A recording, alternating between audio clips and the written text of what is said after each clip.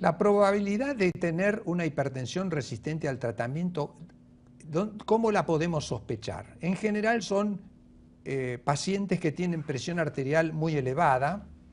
son mayores de 75 años,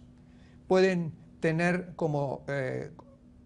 coadyuvantes la obesidad, insuficiencia renal crónica, diabetes, el excesivo consumo de sal, el exceso de alcohol, el sexo femenino y la hipertrofia ventricular izquierda. ¿Por qué importa identificar a estos pacientes resistentes? Porque son pacientes de alto riesgo. Se ha encontrado en estudios observacionales de población que los altos niveles de la presión y el daño de órgano blanco son mayores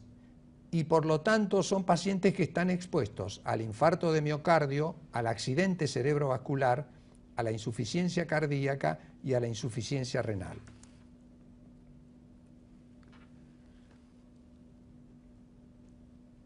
Antes de llegar al diagnóstico de que un paciente es un hipertenso resistente, tenemos que tener en cuenta que vamos a utilizar diuréticos, pero no es fundamental tener al diurético antes de hacer el diagnóstico de hipertensión resistente.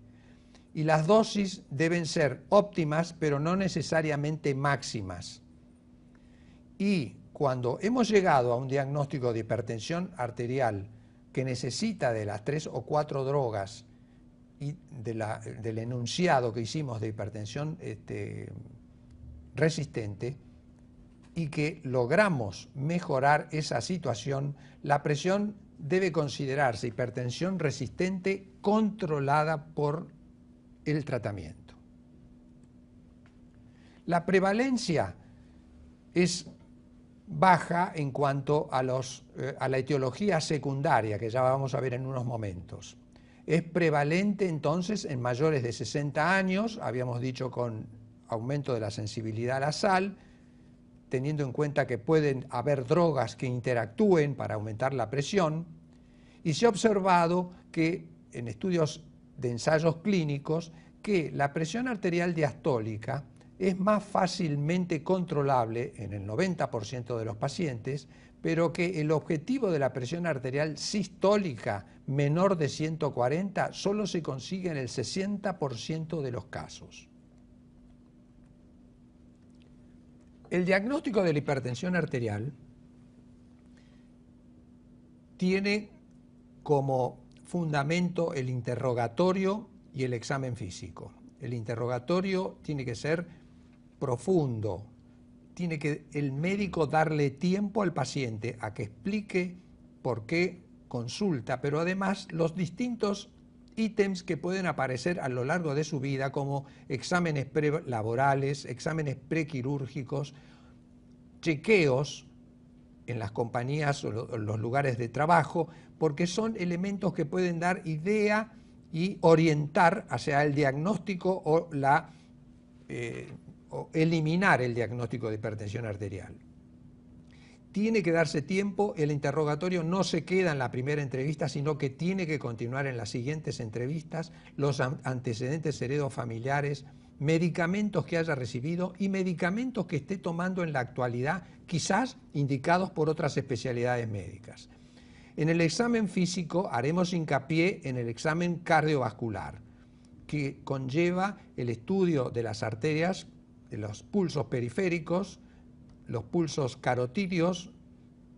el examen del tórax buscando elementos de juicio como para sospechar de que existe una hipertrofia ventricular izquierda, como puede ser la presencia de latido apexiano por encima de los 40 años de edad, y el segundo ruido intenso aórtico, ruidos cardíacos, y el fondo de ojo, que el clínico puede realizarlo sin dilatar al paciente. En una habitación oscura puede realizar un examen del fondo de ojo rápidamente y tener una idea. Los exámenes complementarios son aquellos que nos llevan a el electrocardiograma, el ecodoppler cardíaco, que nos van a demostrar la presencia de hipertrofia ventricular izquierda, distintas geometrías del ventrículo izquierdo, el índice de masa del ventrículo izquierdo por encima de los 125 gramos en el hombre y por encima de 110 en la mujer, la dilatación auricular izquierda, que son elementos que nos hacen sospechar de que ese paciente puede estar con elevación de la presión arterial.